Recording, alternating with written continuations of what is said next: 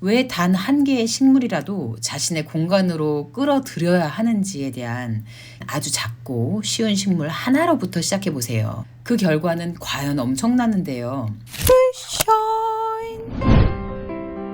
식물을 하나라도 키워라. 현대인에게 식물은 더 이상 선택이 아닌 필수입니다. 나는 식물 다 죽이는 사람이야. 바빠서 식물에 쓸 시간이 도저히 없어 하시는 분들, 왜 단 한 개의 식물이라도 자신의 공간으로 끌어들여야 하는지에 대한 깊이 있는 얘기를 지금 시작합니다. 좋은 일이! 1984년 녹색 심리학 전문가인 로저 울리히 교수는 병실 창을 통해서 보여지는 환경과 수술 환자 회복에 어떤 영향을 미치는지에 대한 연구를 했었어요. 그 결과는 과연 엄청나는데요. 삭막한 벽돌 벽의 전망인 환자보다 그린한 식물 전망의 제실 환자의 입원 일수, 진통제의 수와 강도, 합병증이 예상보다 큰 폭으로 적어진 것을 나타내었습니다. Views do make a difference. 로저 울리히 교수가 말하였습니다. 이 이야기의 핵심을 찌르기 위해서 과거로 조금 더 거슬러 올라가 볼게요. 독일 수녀 힐데가르트는 1098년 버리티타스 초록 생명력의 힘을 주장하였어요. 식물들을 통한 치유의 중요성을 말했습니다. 무성한 식물에서 방류되는 에너지를 푸른 생명의 힘, 그 큰 함성으로 비유하면서 말하였습니다. 중세의 수도원에는 고요한 사색의 공간, 클로이스터, 즉 회랑으로 둘러싸인 정원을 배치해서 녹색 생명력의 치유, 그 본질임을 나타내었는데요. 여러분도 많이 아시는 몽쉘 미셸의 영혼을 치유하는 공간 머벨 클로이스터, 또 반 고흐가 자신의 질병이 치유되었다고 고백한 아를 요양원의 클로이스터도 그 그린의 생명력을 증거하고 있습니다. 현대 우리가 살고 있는 이 시대의 질병은 박테리아와 바이러스 같은 외부에서 발생되는 것을 넘어서 자신의 내부에서 발생하는 신경 정신적인 질병이 증가하고 있습니다.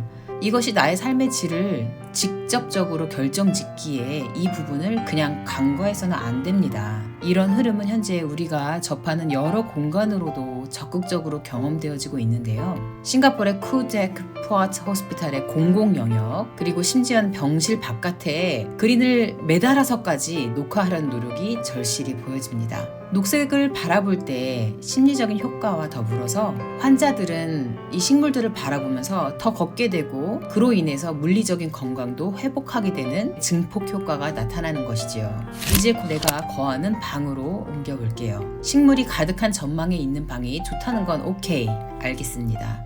하지만 많은 경우에 우리에겐 창 밖의 조망의 결정권이 주어지지 않습니다. 하지만 크건 작건 내가 머무르는 공간에 대한 결정권, 통제권은 내 자신에게 있습니다.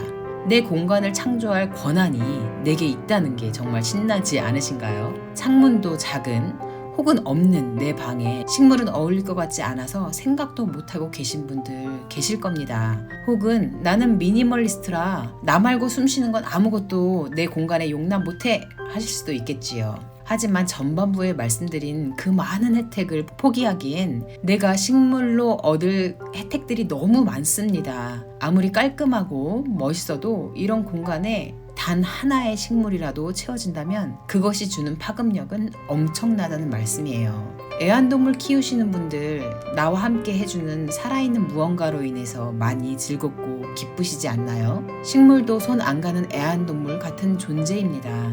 게다가 이것 하나로 내 마음이 치유가 된다니 믿어지기 힘든 기적 아닌가요? 내 공간을 식물로 가득 채워야지만 이런 기적이 일어나는 것이 아닙니다. 이 드라마의 주연은 항상 나이지만 조연 혹은 엑스트라를 식물로 출연시키면 너무 풍성한 이야기가 될 거란 말씀이죠. 저도 3년 전에는 모든 식물을 죽이기만 하는 전문 킬러였습니다. 하지만 방치만 했는데도 몇 년 동안 안 죽고 살아있던 양란을 보고 힘을 얻어서 하나, 둘 키우다가 현재 식물 집사가 되어버렸습니다. 이것이 제가 식물의 힘으로 살고 있는 산 증거이죠. 처음부터 많은 식물들, 어려운 식물들을 드리려 하기보다는 선인장, 다육이 같은 아주 작고 쉬운 식물 하나로부터 시작해보세요. 물 주는 게 너무 힘들다 싶으면 누가 잘라서 준 수경잎 한두 개로 시작해보셔도 좋아요. 또 성공의 문턱을 아주 낮게 잡는 거죠. 한 달 동안 안 죽여도 나는 일단 성공한 거야.